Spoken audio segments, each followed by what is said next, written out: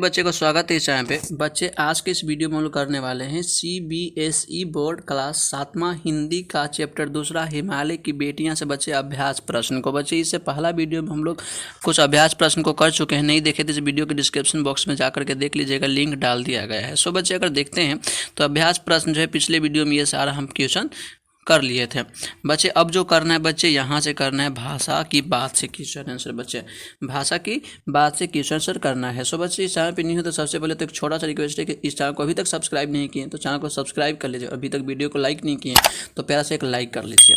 बच्चे आइए पहला क्वेश्चन को देखते हैं। पहला क्वेश्चन में कहा जा रहा है, अपनी बात कहते हुए लेखक ने अनेक समानताएं प्रस्तुत की है, ऐसी तुलना से अर्थ अधिक स्पष्ट एवं सुंदर बन जाता है। उदाहरण में भी बच्चे यहाँ पर उदाहरण दिए गए हैं। जैसे पहला उदाहरण दिया गया है वसंत भाग 2 में बच्चे पहला उदाहरण दिया गया है, संभ्रांत महिला की भांति वे प्रतीत होती थी। बच्चे दूसरा उदाहरण में दिया गया है, माँ और दादी मौसी और मामी की गोद की तरह उनकी धारा में डुबकियाँ लगाया करता था। अन्य पीठों से ऐसे 5 तुलनात्मक प्रयोग निकाल कर कक्षा में सुनाइए और उन सुंदर प्रयोगों को कॉपी में भी लिखिए। आइए बच्चे इस क्वेश्चन को हम लोग ठीक है उत्तर को देखते हैं। ध्यान समझिए, इसका उत्तर हो जाएगा लाल किरण सी चोंच खोल चुंगते तारक अनार के दाने। मतलब बच्चे उन्होंने संदूक खोलकर एक चमकती सी चीज़ निकाली। चमकती हुई क्या बची? ठीक है, संदूक में से एक चीज़ निकाली। सागर की हिलोरों की भांति उसका यह मादक स्वर गली भर के मकानों में उस ओर तक लहराता हुआ पहुंचता और खिलौनों वाला आगे बढ़ जाता है। खिलौने वाला क्या होता है? आगे बढ़ जाता है। उन्हें देखकर तो ऐसा लग रहा है मानो बहुत सी छोटी छोटी बालूशाही रख दी गई हो। यह स्थिति चित्रा जैसे अभिमानिनी मजोरी के लिए ही कही जाएगी। अब उसके बाद बच्चे प्रश्न दूसरा में बच्चे कहा जा रहा है, निर्जीव वस्तुओं को मानव संबंधित नाम देने से निर्जीव वस्तुएं भी मानव जीवित हो उठते हैं। लेखक ने इस पाठ में कई स्थानों पर ऐसे प्रयोग किए हैं जैसे, परंतु इस बार जब मैं हिमालय के कंधे पर चढ़ा तो वे कुछ और रूप में सामने थी।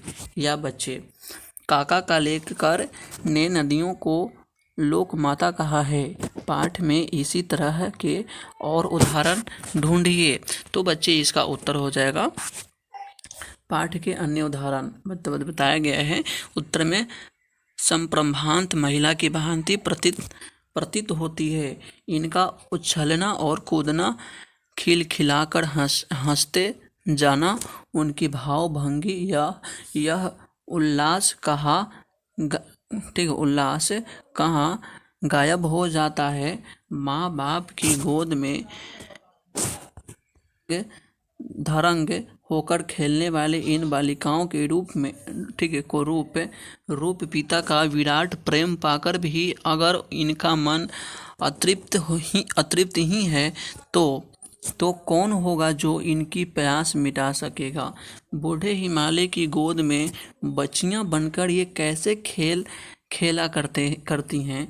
हिमालय की ससुर और समुद्र को उसका दामाद कहने में कुछ भी झिझक नहीं होती है। तो ये जगह प्रश्न दूसरा का उत्तर आप लोग वीडियो को रोक करके सारे प्रश्न को अपने कॉपी पे नोट कर सकते हैं। प्रश्न तीसरा में बच्चे कहा जा रहा है, पिछली कक्षा में आप विशेषण और उसके भेदों से परिचय प्राप्त कर चुके हैं। नीचे दिए गए विशेषण और विशेष्य संज्ञा का मिलान कीजिए। तो बच्चे यहाँ पर हम सबको क्या करने हैं, विशेषण दिया गया है और कुछ बच्चे यहाँ पर विशेष्य दिए गए हैं, उसको मिलान करना है। सो बच्चे पहला में दिया है संभ्रांत, तो ये हो जाएगा संभ्रांत किसके साथ मिलेगा बच्चे? तो ये महिला के साथ मिलेगा। तो ये बच्चे हो जाएगा आपका महिला के साथ हम लोग मिला देते हैं। दूसरा में बच्चे चंचल, तो नदियाँ जो होता है वो चंचल के साथ मिलेगा बच्चे, ठीक है। अब समतल, समतल जो होता है बच्चे आंगन होता है, क्या होता है बच्चे आंगन। और घना, घना क्या होता है बच्चे जंगल होता है। तो ये बच्चे आपका हो जाएगा उत्तर। अपना कॉपी पे नोट कर लीजिए या बच्चे स्क्रीनशॉट ले करके, ठीक है, सेव कर लीजिए बच्चे। अब उसके बाद बच्चे अगला प्रश्न यहाँ पर है, प्रश्न बच्चे चौथा। द्वंद समास के दोनों पद प्रधान होते हैं, इस समास में और शब्द का लोप हो जाता है। जैसे राजा रानी द्वंद समास है जिसका अर्थ है राजा और रानी।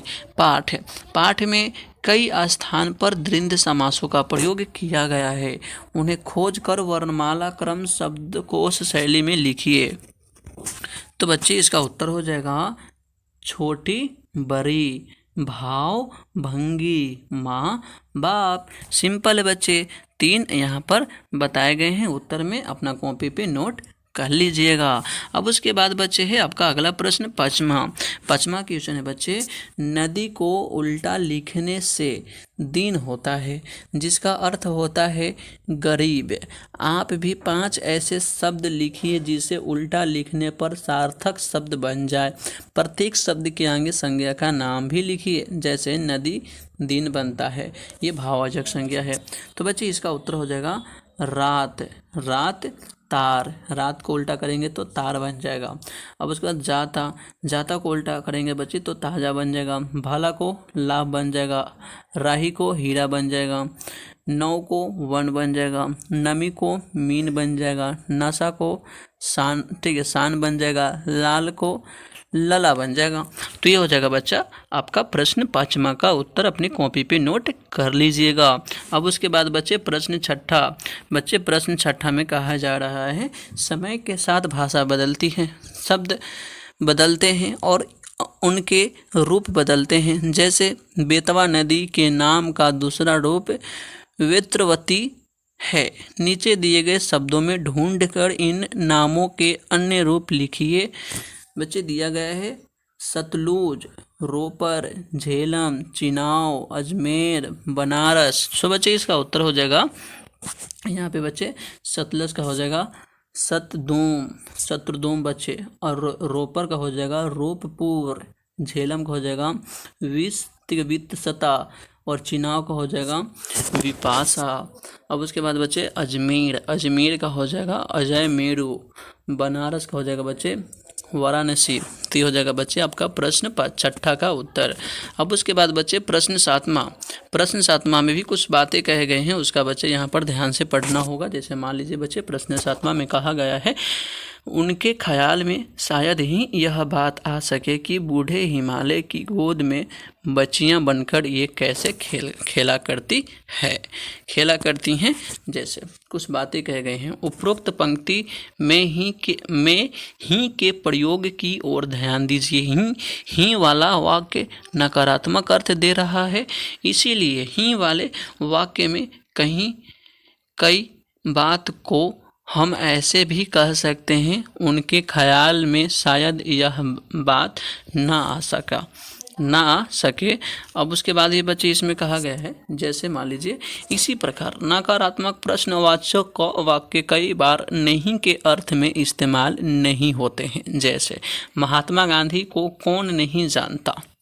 दोनों प्रकार के वाक्यों में समास, ठीक है, समान 3 उदाहरण सोचिए और इस दृष्टि से उनका विश्लेषण कीजिए। तो बच्चे उत्तर हो जाएगा बच्चे, यहाँ से ध्यान दीजिए, यहाँ हम लोग वाक्य लिखेंगे और यहाँ आपका विश्लेषण करना है।